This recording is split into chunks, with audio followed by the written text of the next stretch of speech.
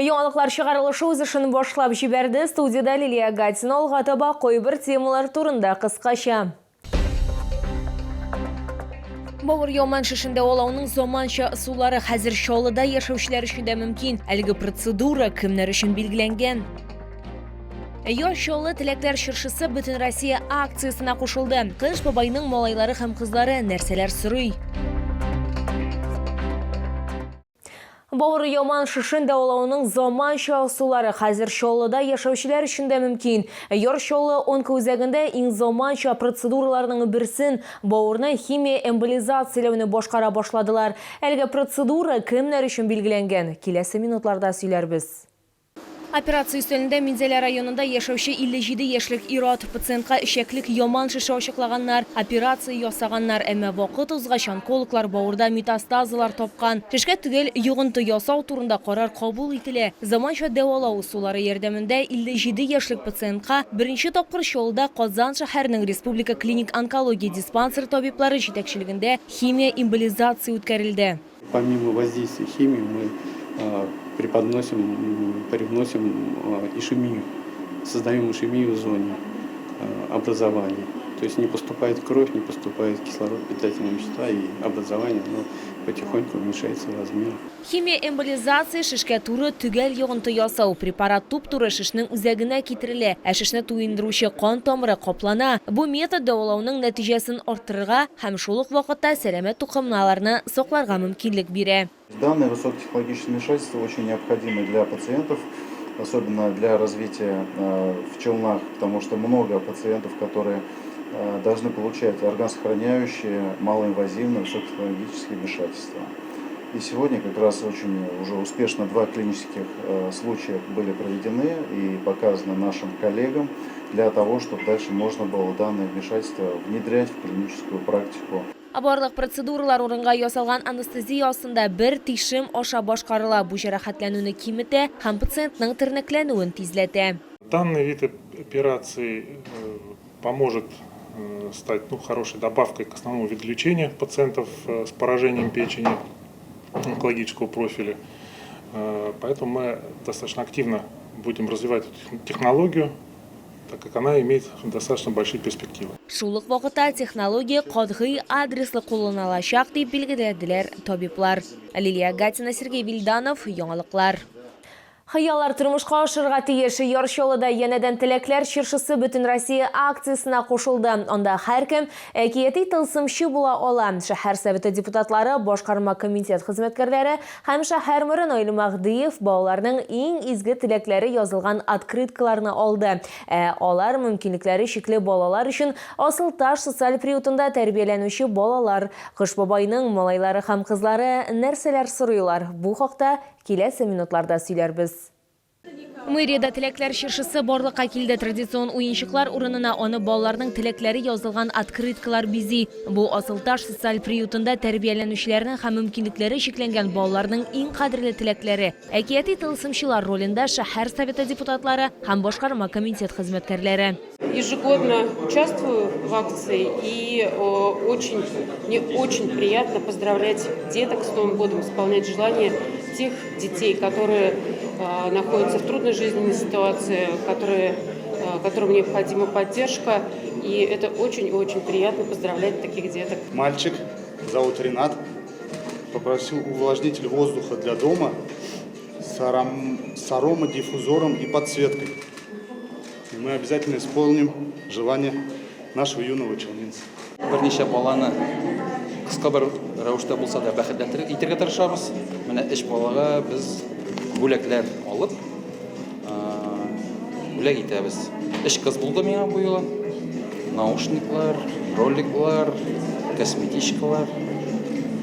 Сөйнеп аны аларга бирербез инде. Чаллы мэры Наил Мәгъдиев бер юлы берничә баланың хыялын тормышка ашырырга булды. Аның сүзләренә караганда, балалар мәхәббәт һәм игътибар белән әйләндереп алынган булырга тиеш. Мы считаем, что это очень важное и нужное событие не только в жизни детей, но и в нашей депутатской деятельности, оказывая определенную помощь в преддверии такого ожидаемого, любимого всеми праздника Нового года. Мы понимаем, что и дети, которые в силу определенных обстоятельств сегодня в полной мере не ощущают родительского тепла, должны быть обласканы вниманием. Изге миссияны үтәргә тиешле чаллылар, балалар яңа елга нәрсәләр теләгәнен укыдылар. Детский конструктор, домик для девочек. Это доставляет огромное удовольствие. По одной простой причине, тогда, когда есть возможность сделать кому-то приятно. Принял участие в «Елке желаний», вытянул пожелание воспитанника социального приюта «Асылташ» Вероники. Она попросила 3D-ручку с набором пластика. Будет сделано. Шәһәр советының кайбер депутатлары үзләре бала чакта Кыш бабайга хат язганнарын искә төшерделәр, ә хәзер малайлар һәм кызларның хыялларын үзләре тормышка ашыралар. Балаларга шатлык китерергә безнең өчен, наверное, үзебезгә шатлыктыр иң беренчедән. Балалар бәхтен күрергә, бәхетле булсыннар дип телибез и тырышабыз аларның теләкләрен тормышка ашырырга. Теләкләр чыршысы акциясында катнашучылар әйтүенчә, кем күбрәк шатланачагы да билгесез. Бүләкләрне алачак балалармы, яисә балаларның бәхетле йөзләрен күргәч, бүләк итүчеләр үзләреме? Лилия Гатина, Эльмира Гайнетдинова, Сергей Вильданов, Яңалыклар. 5 ел игелек кылалар чалда кеше приюты проекты үзенең беренче зур булмаган юбилейын билгеләп үтте. Ләкин шундый кыска вакыт эчендә дә бик күп эшләр башкарылган. Авыр тормыш хәленә эләккәннәргә 5000 порциядән артык кайнар ризык әзерләнгән. Дистәләгән кешегә документларын торгызырга, социализацияләнергә һәм җайлашырга, эш табарга ярдәм иткәннәр. Бу исемлекне алга табада дәвам итәргә мөмкин. Әлегә без чараның ничек узуын карарга тәкъдим итәбез. Рәхмәт хаты Чаллы ТВ телеканалы редакциясына тапшырылды. Аны җәмәгать эшлеклесе Рөстәм Гатинга теләктәшлек күрсәткән волонтерлар, активистлар, эшмәкәрләр дә алды. Кеше приюты проектының 5 ел эшләү дәверендә битараф булмаган күп кенә чаллылар катлаулы тормыш хәленә эләккән кешеләргә ярдәм итү өчен берләште. Каждое воскресенье это выходит 2-3 бадьи огромные. Сюда везутся, количество не могу сказать, в килограммах только, наверное, 50, наверное. Помогать мы начали тем, что привозили для людей, для взрослых вещи. Вот, ну, дружим, получается, мы уже 5 лет, кинули клич там по соцсетям, и люди просто приезжали, нам привозили, и мы сюда в приют человек. Рөстәм Гатин һәм аның командасы солдат буткасы әзерләде. Алар Лисичанскийның тыныч халкы өчен нәкъ шундый ук бутка әзерләгән: карабодай, ит, су, тоз һәм май. Артык бер нәрсә дә юк. Ират үзенең 40 кухнясын алып килгән.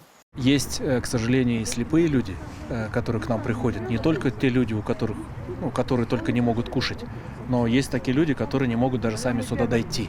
Их приводят, и мы им тоже выдаем кашу. Очень хорошо кормят здесь, но я хожу не всегда. Это вот сегодня такой день, я поэтому пришла. А так здесь общение с людьми. Если бы этого не было, и у нас жизни не было. Әмма бәйрәмнән соң да эш дәвам итәчәк. Ял көннәрендә кеше приюты ярдәмгә мохтаҗ булганнарга яңадан үз ишекләрен ачачак. Лилия Гатина, Эльмира Гайнетдинова, Тахир Бикметов, Яңалыклар.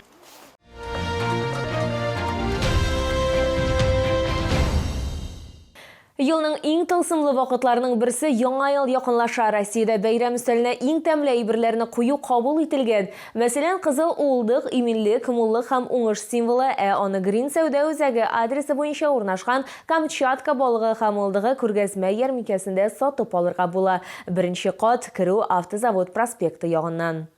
Камчатка балыгы һәм улдыгы ярминкә күргәзмәсенә ерак көнчыгыштан яңа тотылган балык китерелгән. Чаллы халкы һәм шәһәр кунаклары түземсезлек белән затлы диңгез ризыкларын көттеләр. Бигрәк тә күпләргә Сөләйман балыгы ошый. Аның ите гаҗәеп тәмле, бик сусыл, авызда эреп тора диярлек. Сегодня я купила красной икорочки и королевского лосося.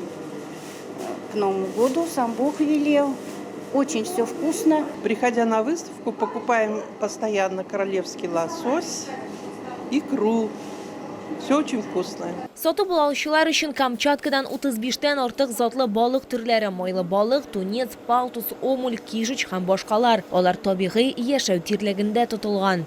Пробовали, вкусно, поэтому решили еще раз попробовать, угоститься икрой. Икра, в основном икру беру. Я служил раньше на Сахалине, и там было очень много икры. Вот я и привык к икре. Шын кызыл уылдык яңа ел өстәленең шын бизәге булачак. Гордость Камчатского края, конечно же, красная икра. Отборная, зернистая, слабосоленая, она богата витаминами, микроэлементами. Чудесная икра. Детишкам, беременным всем рекомендуем. Иң тәмле әйберләрне Камчатка балыгы һәм улдыгы күргәзмә ярминкәсендә сатып алырга мөмкин. Хәтта алдан сатып алырга, туңдырырга һәм яңа ел өстәленә чыгарырга мөмкин. Сезне 8 декабрьдән 13 декабрьгә кадәр Крин сәүдә үзәге 1 кат адресы буенча көтеп калалар. Керү Автозавод проспекты ягыннан.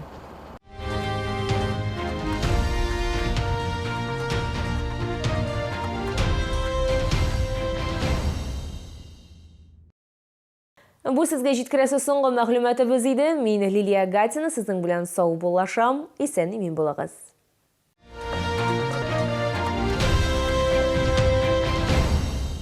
Шалы, встречай свежие камчатские деликатесы от производителя. Королевский лосось, красная икра, царская рыба с 8 по 13 декабря. ТЦ Грин, остановка Глобус.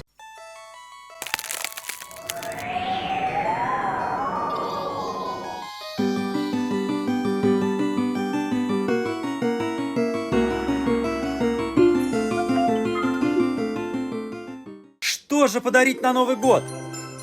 Интересные подарки в чайном дереве, алтайские презенты, боксы с чаем и сладостями и подарки для здоровья. Покупайте в чайном дереве, ТК 105 Новохитово, 1 этаж. Одежда для всех? Есть! Каждому свой стиль. А после шопинга на Эко-базар свежие продукты, фермерская, натуральная еда. ТЦ Автозаводский, ТЦ Тулпар, Эко-базар. Стиль и вкус для всей семьи.